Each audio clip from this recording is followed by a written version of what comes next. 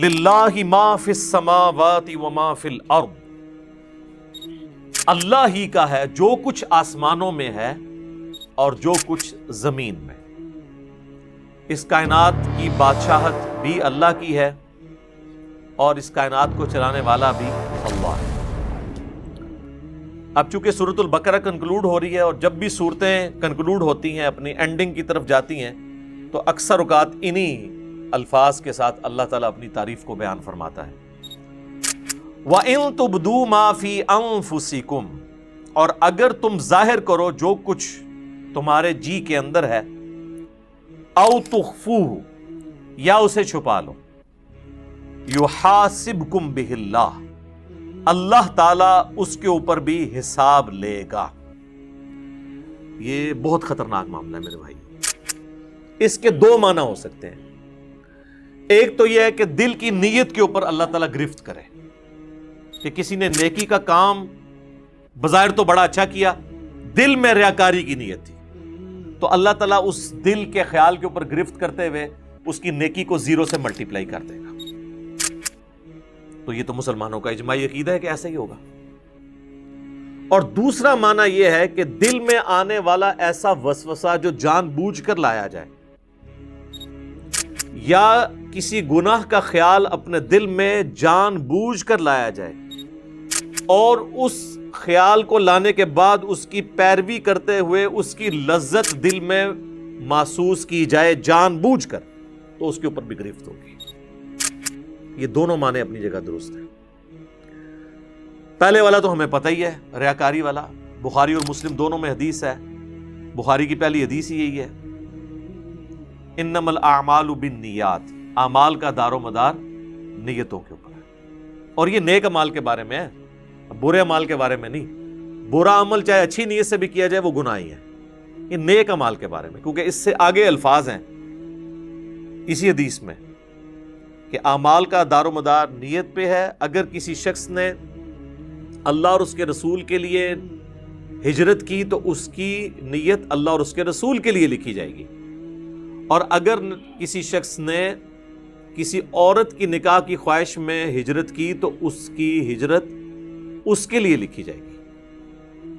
اگرچہ نکاح کی خواہش کوئی بری چیز نہیں ہے، لیکن اللہ تعالیٰ کہتا ہے کہ میرے اعتبار سے جو نیکی کرنی ہو پیورلی میرے لیے ہو۔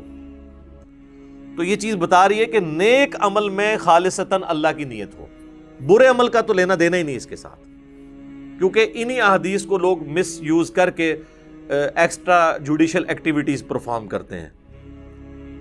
ہمارے مولویوں کے ورغلائے ہوئے لوگ بھی، اور ہمارے بعض ریاستی اداروں کے ورغلائے ہوئے لوگ بھی، اور کہتے ہیں جی نیت تو ہماری اچھی تھی، اگرچہ کام برا کر دیا، بندہ مار دیا، خیر اللہ تعالیٰ معاف کرے گا۔ نہیں، تو میری اس کے اوپر پہلے سے ویڈیوز آ چکی ہوئی ہیں، آپ یوٹیوب پہ جا کے لکھیں ایکسٹرا جوڈیشل کلنگ ان اسلام، جو یہ آپ کو پتہ ہے سائیوال انسیڈنٹ ہوا تھا، اس پہ میں نے یہ ساری پھر چیزوں کو بریف بھی کیا تھا قرآن اور احادیث کی روشنی میں۔ تو یہ نیک عمال کے بارے میں ہے کہ اگر وہ نیک عمل اچھی نیت سے ہوگا، اللہ کے لیے ہوگا تو اجر ملے گا، اور اگر اللہ کے لیے نہیں ہے تو اجر زیرو سے ملٹیپلائی، ختم۔ اسی کو سپورٹیو وہ صحیح مسلم کی حدیث ہے کہ اللہ تعالیٰ تمہاری شکلوں اور مال کو نہیں دیکھتا، دلوں اور اعمال کو دیکھتا ہے۔ شکل خوبصورت ہے، مال اللہ کی راہ میں کوئی خرچ بھی کر رہا ہے، لیکن دل میں نیت کسی اور چیز کی ہے، تو اللہ نے دل کو دیکھنا ہے، اور پھر اعمال بھی اچھے ہونے چاہیے، اس چیز کو بھی دیکھنا ہے اللہ تعالیٰ نے۔ اسی کو سپورٹیو صحیح مسلم کی ایک اور حدیث جو میں نے کئی دفعہ بیان کی ہے، قیامت والے دن اللہ تعالیٰ کی بارگاہ میں ایک شہید، ایک قرآن کے عالم اور ایک سخی کو پیش کیا جائے گا۔ اللہ تعالیٰ شہید کے سامنے اپنی نعمتیں گنوائے گا اور پھر پوچھے گا کہ تجھے میں نے اتنا کچھ دیا، اس کے بدلے میں تو نے کیا کیا؟ وہ کہے گا یا اللہ جان ہی تو تھی تیرے لیے دے دی۔ واقعی یہ تو بات حقیقت ہے کہ انسان سب سے زیادہ کسی کے لیے یہی کر سکتا ہے کہ اپنی زندگی دے دے۔ تو اللہ تعالیٰ فرمائے گا کہ تم نے جان اس لیے دی کہ لوگ تمہیں بہادر سمجھے، تو دنیا میں تمہیں تمہارا اجر مل چکا ہے۔ پھر اللہ تعالیٰ اسے اوندے منہ گھسیٹ کر جہنم میں پھینک دے گا۔ اللہم اجرنا من النار، آمین۔ پھر ایک قرآن کے عالم کو بلایا جائے گا، اللہ تعالیٰ فرمائے گا میں نے تجھے قرآن کا علم دیا تو اس کے بدلے میں تو نے میرے لیے کیا کیا؟ تو کہے گا یا اللہ میں اتنے لوگوں کو قرآن سکھاتا تھا تیری رضا کی خاطر، علم سکھاتا. تو اللہ تعالیٰ فرمائے گا کہ تم نے یہ سب کچھ اس لیے کیا کہ لوگ تمہیں قرآن کا عالم کہیں، قاری کہیں، اور آج کے دور کے اعتبار سے تیرے نام کے پیچھے بھی 10 دمیں لگی ہوں اور آگے بھی 10 دمیں لگی ہوں. دیکھا نہیں آپ نے علماء کے اشتہاروں پہ نام اتنے مشکل الفاظ لکھے ہوئے ہوتے ہیں، حالانکہ وہ الفاظ بھی شرما رہے ہوتے ہیں کہ کس کے ساتھ لگا دیا. تو تجھے دنیا میں کافی لوگوں نے تیری تعریف کی ہے، میرے ہاں تیرے لیے کوئی اجر نہیں، تو اجر دنیا میں لے چکا ہے جس مشہوری کے لیے تو نے کیا تھا. تو اوندا منہ کر کے دوزخ میں اسے بھی پھینک دیا جائے گا. پھر اللہ تعالیٰ ایک سخی کو بلائے گا کہ تجھے اتنا مال دیا، تو نے میرے لیے کیا کیا؟ تو کہے گا یا اللہ میں نے تیری راہ میں جو موقع بھی تھا، جس موقع پہ تو خوش ہوتا تھا، میں نے وہاں خرچ کیا. غریبوں پہ بھی خرچ کیا، مسجد کے اوپر بھی لگا دیا، مدارس کے اوپر بھی لگوایا، اور کئی ایک یتیم خانے کھول دیے، مسجد کی ٹوٹیوں کے اوپر نیم پلیٹ بھی اپنے نام کی لگوائی. آج کے دور کے اعتبار سے میرے محلے کے نمازیوں سے بھی تو پوچھ سکتا ہے. تو لیکن یہ سارے دھوکے تو نمازیوں کو ہی دیے جا سکتے ہیں، ایون فرشتے بھی دھوکے کھا جاتے ہیں کیونکہ وہ بھی ظاہری عمل دیکھ رہے ہوتے ہیں. تو at the end of the day حساب تو اللہ نے لینا ہے. اللہ فرمائے گا تو نے یہ جو تیرے نامہ مال میں گرچہ نیکیاں لکھی ہوئی ہیں، لیکن یہ نیکیاں فرشتوں نے لکھی ہیں، بندوں کی نظر میں ہے، میری نظر میں تو نہیں ہے، کیونکہ تو نے سب کچھ لوگوں سے تعریف کے لیے کیا کہ میرے دسترخوان سے اتنے لوگ کھاتے تھے، میرے ہاسپٹل سے اتنے لوگ علاج کرواتے تھے، تو میرے حضور تو اس کا کوئی اجر نہیں ہے. اس کو بھی اوندا منہ کر کے دوزخ میں ڈال دیا جائے گا. سر یہ 3 مثالیں اللہ کے محبوب صلی اللہ علیہ وآلہ وسلم نے دی ہیں.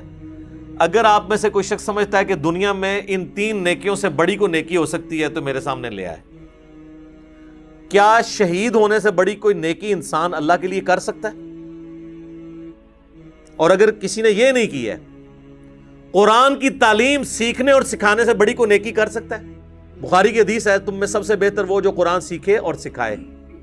اور بخاری مسلم کی ایک اور حدیث ہے کہ 2 ہی لوگ ہیں جن پہ رشک کیا جا سکتا ہے. اگر تم نے حسد کرنا جائز ہوتا نا تو 2 ہی لوگ ہیں جن سے انسان کو حسد کرنا چاہیے. ایک جسے اللہ نے قرآن کا علم دیا اور وہ لوگوں کو سکھاتا ہے، اور دوسرے جسے اللہ نے مال دیا اور وہ اللہ کی راہ میں خرچ کرتا ہے. اور تیسری نیکی یہاں پہ بھی مال ہی ہوئی ہے.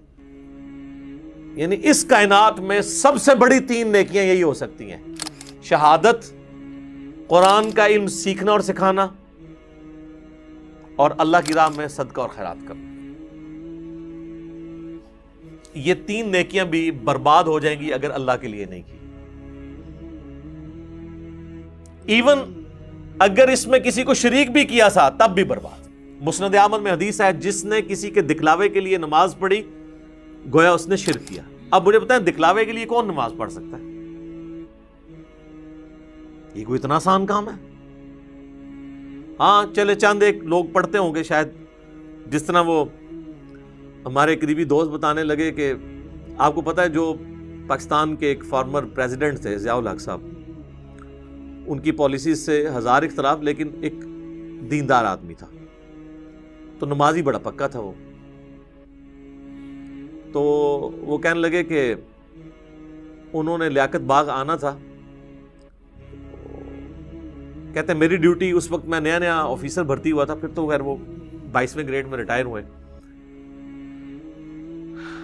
تو کہنے لگے کہ میری ڈیوٹی تھی کہ صدر صاحب کو آپ نے وضو کروانا ہے نماز عصر کے لیے. تو کہتے ہیں جب وہ آئے تو میں نے ان کو کہا کہ سر میں نے پانی آپ کے لیے گرم کر کے رکھا ہوا ہے، سردیاں تھیں. وہ کہنے لگے بیٹا مجھے پتا تھا نماز عصر کا ٹائم ہے تو میں گھر سے وضو کر کے آیا ہوں. تو کہتے ہیں نماز کا ٹائم ہوا تو اب چونکہ صدر صاحب نماز پڑھ رہے ہیں تو لوگ بغیر وضو کے ہی پیچھے کھڑے ہو گئے. ظاہر پتہ ہوتا ہے اپنے ساتھیوں کا کہ یہ تو کبھی زندگی میں انہوں نے کبھی نماز نہیں پڑھی، وضو بھی نہیں کیا، جا کے کھڑے ہو. جس طرح یہاں پہ کئی سیاسی لیڈر جو ہیں وہ جب کسی کے جنازے پہ جاتے ہیں تو اسی طریقے سے وہ جا کے کھڑے ہو جاتے ہیں، نہ ان کو نماز جنازہ آتا ہے نہ وضو کا طریقہ آتا ہے، وہ دنیا داری کے طور پہ. تو مسند احمد کی حدیث کے الفاظ ہیں جس نے دکھلاوے کے لیے نماز پڑھی اس نے شرک کیا، جس نے دکھلاوے کے لیے روزہ رکھا اس نے شرک کیا، جس نے دکھلاوے کے لیے صدقہ کیا اس نے شرک کیا. نماز تو ہے ہی اللہ کے لیے، تو پھر شرک کیسے آ گیا؟ یعنی اللہ کے ساتھ نیت بھی کسی نے کر لی کسی اور کی. حتیٰ کہ سنن ابن ماجہ میں یہ الفاظ بھی ہیں کہ اگر کوئی شخص نماز پڑھ رہا ہے اور اس نے یہ محسوس کیا کہ اسے کوئی دیکھ رہا ہے، اس کی وجہ سے وہ اپنا سجدہ لمبا کرتا ہے، تو سجدہ تو اللہ کے لیے کر رہا ہے لیکن 0 سے ملٹیپلائی ہو جائے گا، ریاکاری میں آ جائے گا. اسی لیے ریاکاری کو شرک اصغر کہا گیا، چھوٹا شرک. بڑا ایک جلی شرک ہے نا کہ اللہ کے ساتھ کسی کو شریک ٹھہرانا. ایک یہ ہے کہ اللہ کے ساتھ شریک تو کسی کو نہ ٹھہرانا، لیکن جو اللہ کے لیے اعمال کر رہے ہیں نا اس کی جزا مخلوق سے بھی ڈیمانڈ کرنا. ریاکاری، دکھلاوا، یہ بھی شرک کی کیٹیگری میں فال کرتا ہے. اللہم لا تجعلنا منہم، اے اللہ ہمیں ان میں سے نہ کرنا جو اس طرح کے فتنوں کا شکار ہوں گے. آمین. اچھا جی، اب آ جائے دوسرے معنی کی طرف، وہ ہے دل میں محکم خیال لانا گناہ کا، برائی کا. تو اس کو سپورٹو وہ حدیث ہے، بخاری اور مسلم دونوں میں حدیث ہے کہ نبی صلی اللہ علیہ وآلہ وسلم نے فرمایا کہ آنکھ کا زنا دیکھنا ہے، کان کا زنا سننا ہے، ہاتھ کا زنا پکڑنا ہے، پاؤں کا زنا چل کر جانا ہے، اور نفس یعنی دل تمنا کرتا ہے اور شرمگاہ اس کی تصدیق کرتی ہے. تو وہاں پہ نبی علیہ السلام نے ایک ایک جو عضو ہے نا اس کی برائی کا ذکر کیا اور نفس کا بھی ذکر کیا. اگر کسی نے برائی کا خیال جان بوجھ کر اپنے جی میں لا کر اس سے لذت حاصل کی تو فرشتوں کو تو نہیں پتا اس کا، لیکن اللہ کے حضور اس کی گرفت ہوگی. وَلِعَوْذُ بِاللَّهِ تَعَالَى. اللہ کو کوئی نہیں پوچھ سکتا. سورۃ الانبیاء میں ہے نا، لا يسأل عما يفعل وهم يسألون. اللہ کو کوئی نہیں پوچھ سکتا کہ اس نے کوئی کام کیوں کیا. اللہ ہر ایک کو پوچھ سکتا ہے وهم يسألون کہ تم نے یہ کام کیوں کیا. تو اللہ تعالیٰ دل کے خیالات کے اوپر بھی گرفت فرما سکتا ہے. وَلِعَوْذُ بِاللَّهِ تَعَالَى.